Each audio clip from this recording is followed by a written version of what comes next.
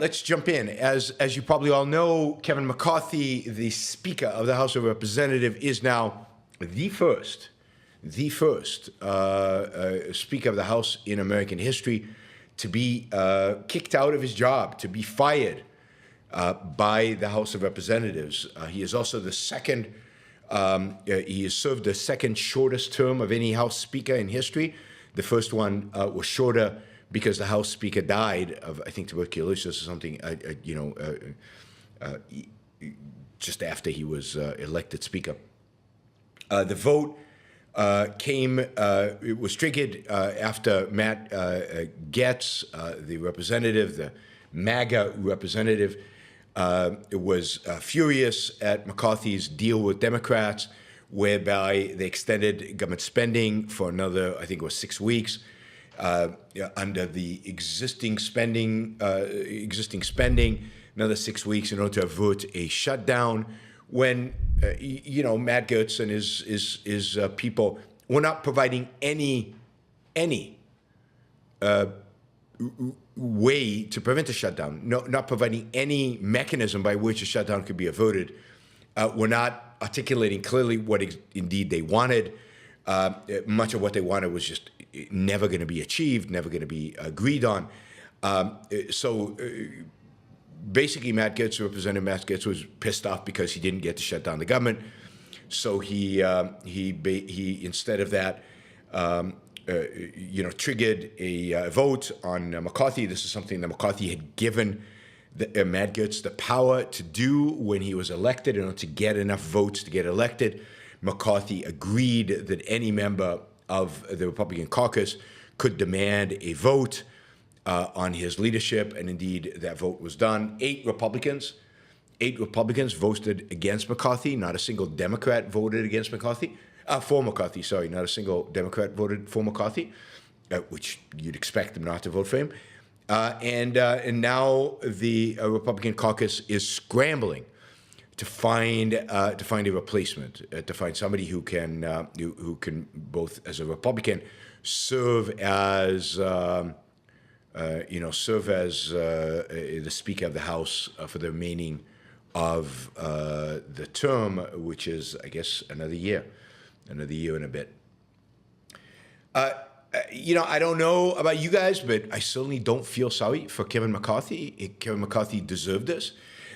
He was the definition over the last few years of a slick, unprincipled, do whatever it takes politician with no backbone, no spine, no principles, nothing. He was willing to sell anything and everything to achieve the speakership, and deservingly, it's now slipped through his hands. I don't particularly approve of the way it was done. I certainly don't approve of the people who voted against him, but I don't really care. I mean, this is the Republicans facing their demons. This is the Republicans facing their corruption and the fact that they have treated as sane, as normal, as okay, the nutty parts of their political spectrum. I mean, one of the people who did not vote against Kevin McCarthy, or actually supported Kevin McCarthy, is Marjorie Taylor Greene, a nutcase who should not be anywhere near Congress.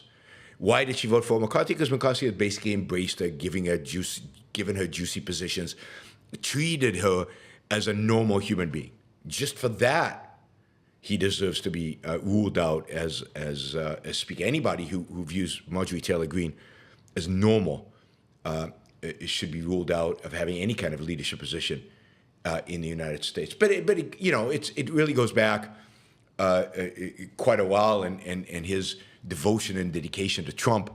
I just remind you that, what is it, about 20 years ago?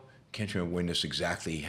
20 years ago, there was a book published called Young Guns, a new generation of conservative leaders, and they were going to change the Republican Party, and they were ambitious and optimistic and principled and excited, and the three young guns of the conservative leadership were Eric Cantor, who basically was voted out by a Tea Party candidate, in early on, and today makes millions of dollars in his job as an investment banker on Wall Street.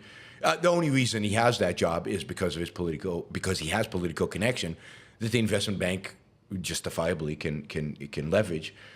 Paul Ryan, who landed up selling his soul in a variety of different ways, and ultimately had to basically quit, because even for Paul Ryan, the Republican Party had become too disgusting, despicable, low, and unprincipled and pragmatic, and he couldn't live really, to his credit, with the Trump era, and therefore resigned. And finally, the guy who actually did survive in politics, Kevin McCarthy survived in politics by being a complete weasel, by managing to fit whatever the trend happened to be.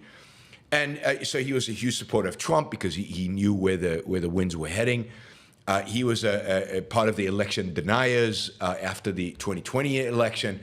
And while after January 6th, McCarthy initially said Trump was responsible for the riot, days later he rushed down to Mar-a-Lago, kissed the ring, and rejected any Trump responsibility for anything. When Liz Cheney was appealed for any kind of respect for her fellow Republicans, McCarthy basically purged her, kicked her out of leadership, and ultimately made sure she was defeated in the primary. He's repeatedly tried to sabotage attempts to investigate the January 6th, reversing his support for a bipartisan commission and making it kind of a political thing, just Democrats, and therefore discrediting the whole commission as a consequence. And then when he tried to run for speakership earlier in the year, he made concession after concession. He sold out things that he said he would never compromise on. He sold out left and right, he courted Matt Gaetz, and he got Matt Gaetz, and Matt Gaetz turned around, stabbed him in the back. McCarthy has also gone after and courted anybody on the right who would give him, who would give him airtime. In particular, if you remember Tucker Carlson, McCarthy gave Tucker Carlson all the security footage with exclusive right to use it, which I think is a massive violation of separation between state and media. But anyway, he did that. He has broken promises both with Republicans and Democrats. He's backed out of agreements. He has sought to appease the radicals on his radicals is the wrong word. The nutcases on his right. And while he worked with Democrats to get the spending resolution, after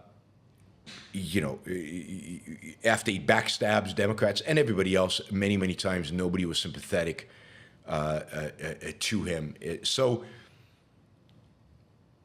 he's gone, and good riddance. I'm not sure the next guy's going to be any better, but at least good riddance. Maybe, I don't know that anybody will learn a lesson from this, but maybe some Republicans will learn a lesson from this.